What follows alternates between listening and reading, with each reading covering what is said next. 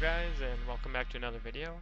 In this video I will be talking about how to start a game in Deathmatch, and I will be using Huns as the civ to start with.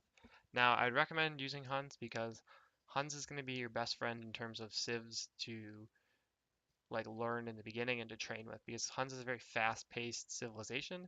A lot of the other civs are slower. If you have like Japanese, the army isn't as fast, so it doesn't require as much. It's not really testing your ability as much as like what a Huns would. So the other thing is you don't have to build houses, so that's something that's nice that in the beginning, you don't have to worry about.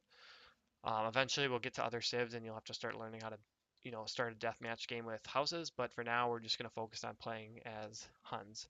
So one thing that you're going to realize if you're new to deathmatch is that you start with a lot of resources. You start with nearly 20k wood and food and 10k gold and 5k stone. So that's a lot of resources.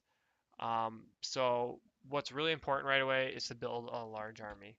That way you can make use of the resources and you don't get overrun by the other enemy. So the other thing is you don't want to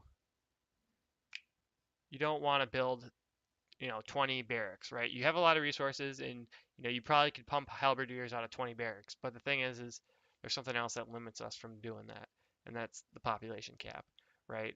We might be able to produce from 20 barracks, but we really can't because eventually we're going to get population capped, and then it doesn't matter if we have 20 barracks or 3 barracks, right?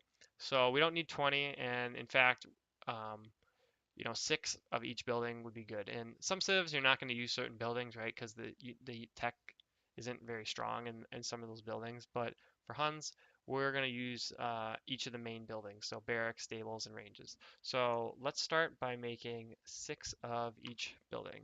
Six barracks. So we're going to start out with barracks, right? And if you notice, I put 1 villager on each building, and that's because villagers don't build buildings twice as fast when there's 2 villagers on it, right?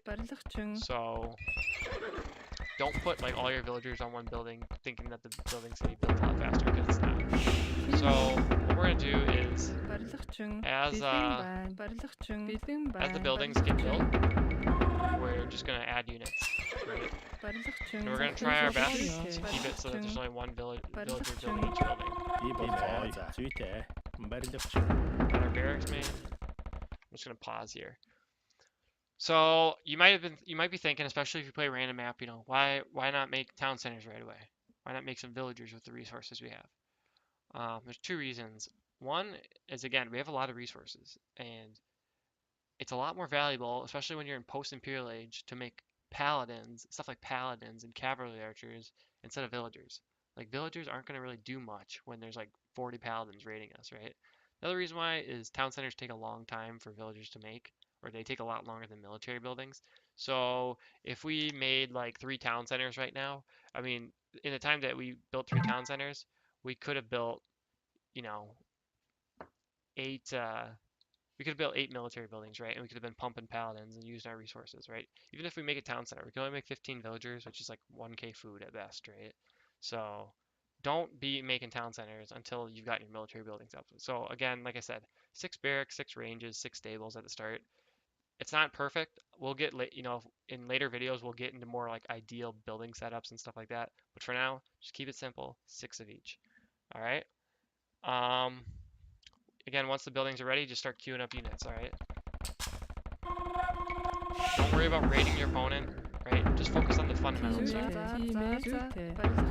This isn't something that I expect a lot of you guys to struggle with. I actually expect most people that are watching the video, I expect them to watch this video once and not have to watch it again, because they just understand, it's a really simple concept, right? But it's really funny because I see even, I see even the best random map players playing deathmatch, and they start by adding town centers. I mean, you guys might not believe this, but I've beaten 2k random map players in deathmatch because what they do is they start by building town centers. So anyways, we got all our buildings up, right, or almost, and now we're producing military from each of them, we're making villagers, and, we're making an army. So I'm going to stop us here and just kind of leave us at that, all right? So again, nothing too complex.